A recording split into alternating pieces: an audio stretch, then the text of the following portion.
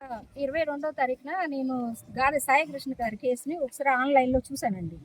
చూస్తే habeas corpus petition withdraw అని చెప్పేసి వచ్చింది అందులో. నేను వెంటనే ఆవిడకి ఫోన్ చేసి, అమ్మ నీ పిటిషన్ ఇలా ఏంటి విత్డ్రా అని వచ్చింది, ఒకసారి మీరు చూసుకోండి అన్నా. అంటే ఆవిడ వెంటనే నా దగ్గరికి వచ్చి, నేను హేబియస్ కార్పస్ పిటిషన్ ఏం విత్డ్రా చేసుకోలేదు, సిబిఐ ఎంక్వైరీ వద్దని మాత్రమే విత్డ్రా చేసుకున్నాను. కాదమ్మా ఒకసారి పిటిషన్ చూడని నేను చెప్పాను.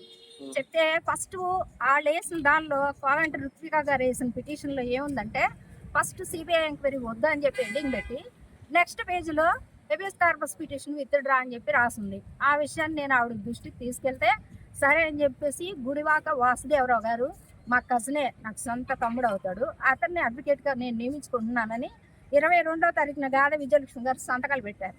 పెట్టి ఆ కాగితాలన్నీ మేము కోర్టుకు సబ్మిట్ చేసాం. సబ్మిట్ చేస్తే అదర్ సైడ్ నోటీస్ కూడా ఇచ్చాం. ఎప్పుడైతే మేము ఇచ్చామో మళ్ళీ ఆవిడ తీసుకొచ్చి నయనభై అని నచ్చజెప్పి మళ్ళీ మాకు కావాలంటే రుత్విగానే కావాలని చెప్పి ఈరోజు కోర్టులో చెప్పించారు. మళ్ళీ ఈరోజు ఈవిడ గంటకు ఒక మాట మాట్లాడుతుంది. ఇందులో వాసుదేవరావు గారు తప్పు కానీ నా తప్పు కానీ ఏం లేదు, ఇక్కడ చేస్తుందంట. అసలు మెయిన్ ఈ పిటిషన్ కేసులోనే తప్పు చేస్తున్నారు. ఒకటి చెప్పి ఇంకోటి బయలు చేస్తున్నారు. వాళ్ళు చెప్పింది ఏంటి, సిబిఐ వద్దని. సరే అని ఒప్పుకొని సంతకం పెట్టింది. కానీ వాళ్ళు వేసింది ఏంటి, హేబియస్ కార్పస్ పిటిషన్ కూడా విత్డ్రా అని. ఈ విషయాన్ని నిజమని నేను చెప్తున్నా కానీ నన్ను కాదని తప్పుదారి పట్టిస్తున్నారు. అసలు ఈ కేసు మొత్తం తప్పుదారి పట్టింది ఎప్పటి నుంచి అంటే, చంద్రబాబు నాయుడు గారిని కలిసిన దగ్గర నుంచి ఈ కేసు తప్పుదారి పట్టింది. స్టెప్ బై స్టెప్ ఈ కేసుని తప్పుదారి పట్టించేసారు. అంటే హేబియస్ కార్పస్ లేకపోతే అసలు కేసే ఉండదు కదండి. అవును, అందుకే కదా ఇదంతా చేస్తున్నారు. హేబియస్ కార్పస్ లేకపోతే కేసే ఉండదు. అందుకని చెప్పేసి హేబియస్ కార్పస్ ని స్టెప్ బై స్టెప్ తీసేయాలని చెప్పేసి చూస్తున్నారు. నాగరాజు కూడా క్వాష్ చేయాలి అంటే ఒక పిటిషన్ కూడా వేశారు. అది కూడా నాగరాజు గారికి మరి ఆయన డిపార్ట్మెంట్ లో ఉన్నారు. చరిత్రలో ఇప్పటి వరకు ఒక మర్డర్ కేసు ని క్వాష్ చేయమని చెప్పేసి పిటిషన్ వేయడం మీరు ఎప్పుడైనా చూసారా, విన్నారా చూసారా?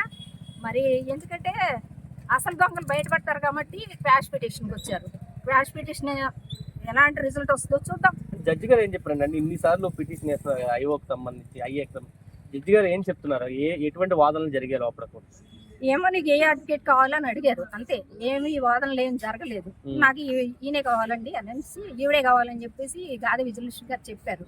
కానీ 22వ తారీఖునే, ఈ నెల 22వ తారీఖునే గుడివాక వాసుదేవరావు గారిని అడ్వకేట్గా నియమించుకుంటూ ఆవిడ సంతకాలు పెట్టారు. అన్ని కాగితాలు ఉన్నాయి మా దగ్గర, అవి మేము కోర్టుకు సబ్మిట్ చేసాం. మళ్ళీ ఈ రోజు వచ్చి మాకు ఆవిడే కావాలంట.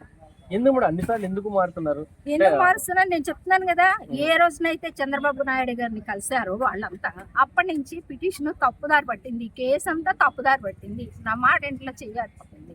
స్టెప్ బై స్టెప్ ఈ కేసుని డౌన్ చేసేస్తున్నారు. అది ఈ రోజు నుంచి ఈ కేసుకి నాకు ఎటువంటి సంబంధం లేదు. కానీ ఒకటి, కేసు మాత్రం డిస్మిస్ చేస్తే మాత్రం ఊరుకోను. Habeas corpus